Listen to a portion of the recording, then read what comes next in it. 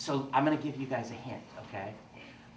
I like to read, but I'm a terrible reader. So you might find words that I either skip over. Do you know the story? No. No? Okay. So I'm going to have it out here, but I have a reading disability, okay? So I have trouble reading.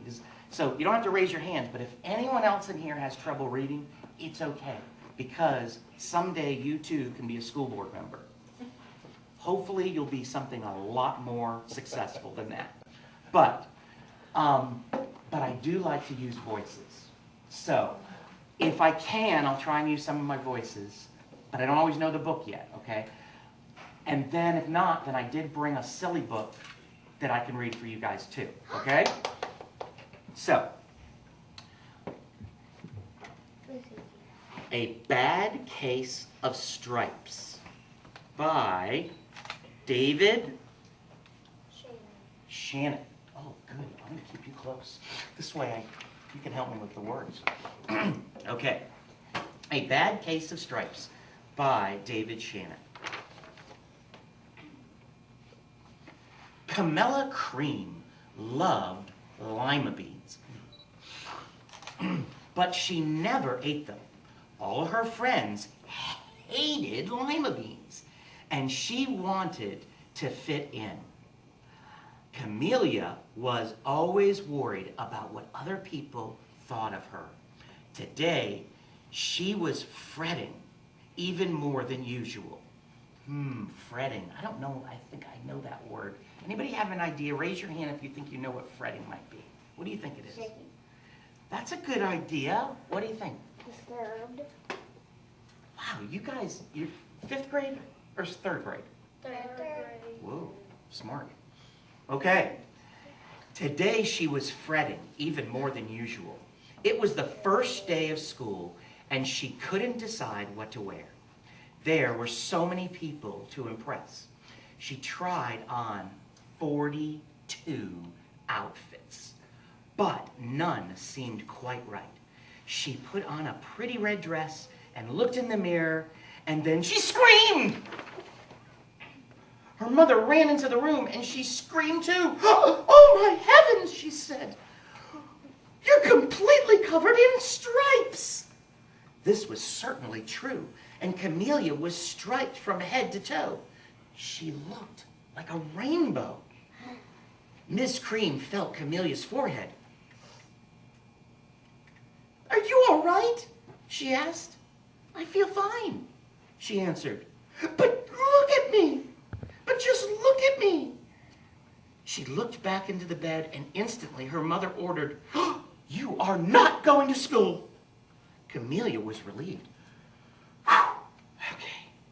She didn't want to go on to miss the first day, but she was afraid of what the other kids might say.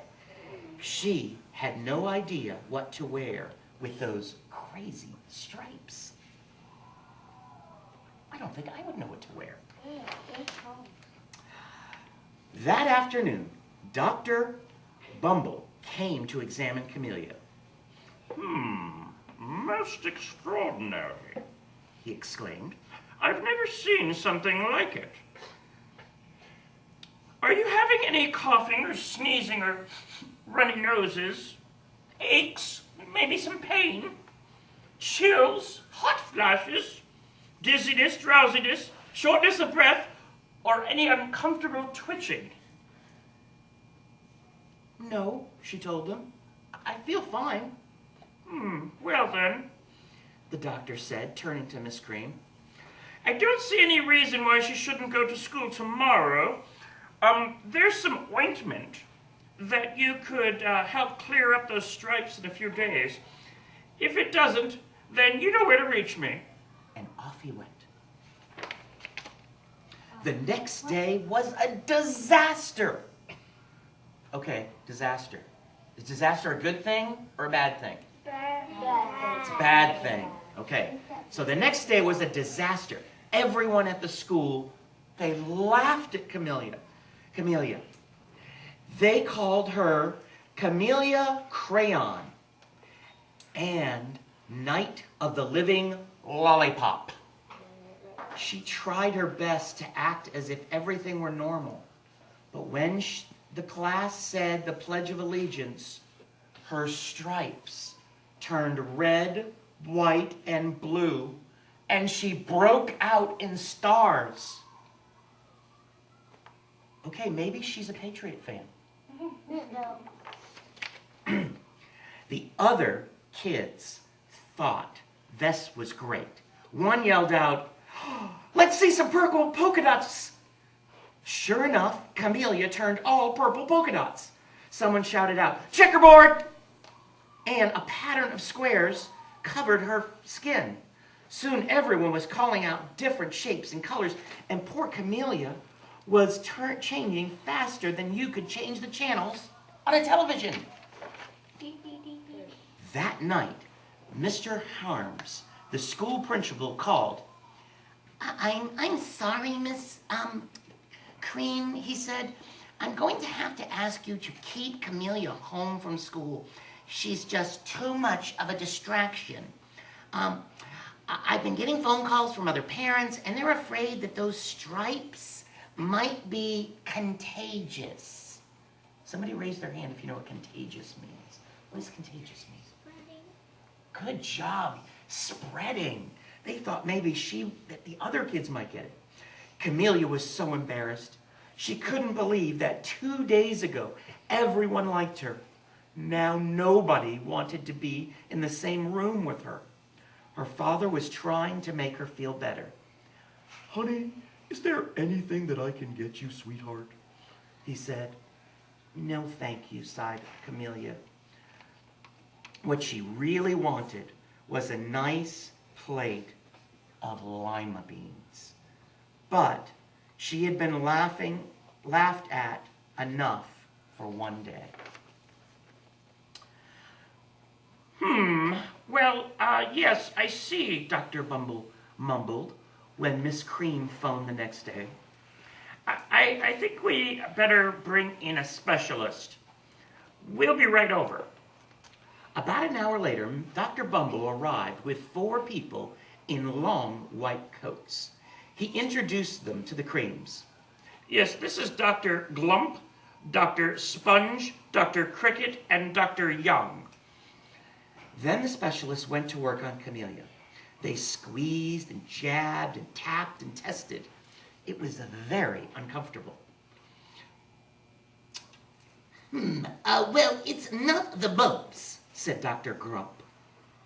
"Or the measles," said Dr. Sponge. "Definitely not the chicken pox," put in Dr. Cricket. "Or a sunburn. No, definitely not a sunburn," said Dr. Young. "Try these," said the specialist, and each handed a bottle filled with different colored pills. "I'll take one of these before bed. Then filed out the front door, and they followed the other doctors." What? Whoa. That night, Camellia took her medicine. It was awful. And when she woke up the next morning, she did feel different. But when she got dressed, her clothes did not fit right. She looked in the mirror, and there, staring back at her, was a giant, multicolored pill with her face on it. Dr. Bumble rushed over as soon as Miss Cream called. But this time, instead of the specialists, he brought the experts. Dr. Gorin and Dr. Mellon. They're the finest scientific minds in the land. And once again, Camellia was poked, prodded, looked at, and listened to. The experts wrote down lots of numbers, and then they huddled together and whispered, "This might be a virus," one of the doctors said with authority. Suddenly, fuzzy little veins of virus bubbles appeared all over Camellia. "Or possibly some of the bacteria," said Dr. Mellon, "out of popped squiggly bacteria tails. Or it could be a fungus," said the doctor. Instantly, different color fungus came out. The experts looked at Camellia, then at each other. We need to go over these numbers again back in the lab. We'll call you when we know something. And then the experts left, but they didn't have much of a clue as to what to do to cure her. By now, the television had found out about Camellia. Reporters from every channel were outside her house telling the story, the bizarre case of the incredible changing child. Soon, a huge crowd was camped out in the front lawn. The creams were swamped with all kinds of remedies from psychologists, allergists, herbalists, nutritionalists, psychics, and the old medicine man, a guru, and even a vegetarian. What's a vegetarian? What's a vegetarian? The one that only eats vegetables. That's right. Each so-called cure only added to poor Camilla's strange appearance until it was hard to even recognize her. She sprouted roots and berries, crystals and feathers, and a long furry tail. But nothing worked. Whoa. One day, a woman who called herself an environmental therapist claimed she could cure Camellia. Close your eyes, she said. Breathe deeply and become one with your room. I wish you hadn't said that, Camellia groaned. Shortly, she started to melt into the walls of her room. Her bed became her mouth. Her nose was her dresser, and 2 paintings were her eyes. The therapist screamed and ran out of the house. What are you going to do? Said Miss Cream. It just keeps getting worse and worse, she began to sob. At that moment, Mr. Cream heard a quiet little knock at the front door. He opened it, and there stood an old woman who was just as plump and sweet as a strawberry. Excuse me, she said brightly. I think I can help. She went to Camelia's room and looked around. Oh my goodness, she said with a shake of her head. What we have here is a bad case of stripes. One of the worst I've seen. She pulled a container of small green beans from her bag. Here, she said, these might do the trick. Are those magic beans? Asked her mother. Oh no, replied the kind woman. There's no such thing. They are just plain old, what do you think? Everybody say it. Lima beans. Lima beans. I'll bet you'll have some. I'll bet you'd like some, wouldn't you? She said to Camellia. Camellia wanted a big, heaping plateful of lima beans more than just about anyone, but she was still afraid to admit. Yuck, she said. Nobody likes lima beans, especially me. Oh dear, she said. I guess I was wrong about you. And she put the beans back in her bag and started towards the door. Camellia watched the old woman walk away.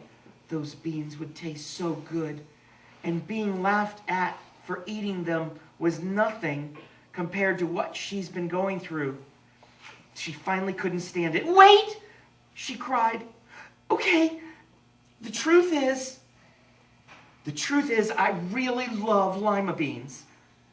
I thought so, the old woman said with a smile. She took a handful of beans, popped them in Camelia's mouth. Mmm, said Camellia. Suddenly, the branches, feathers, squirrely tails began to disappear. The whole room swirled around. Then it stopped, and there stood Camellia, and everything was back to normal. I'm cured, she said. Yes, said the woman. I knew the real you was in there somewhere, and she patted Camellia on the head. Then she went outside and vanished in the crowd. Afterward, Camellia wasn't quite the same. Some of the kids at schools said she was weird, but she didn't care a bit. She ate the lima beans she wanted, and she never, ever got the stripes again. Yes? But on the last page, why does she have the stripes on her hair though? Good observation. I think it was a reminder for her that it's okay if she wants to be a little different and eat her lima beans. Now there's something that I saw throughout this whole book. And let's see. Does anybody know of an animal that sometimes can change colors to protect itself? Lizard? It's a lizard. Someone think of another name for it. Chameleon? Chameleon. Good job. Now let's see. Does anybody have a name that was like the word chameleon? Camilla. Camilla and chameleon sound a little bit alike. I wonder if the author was trying to make a connection for us. You think? I liked this story a lot.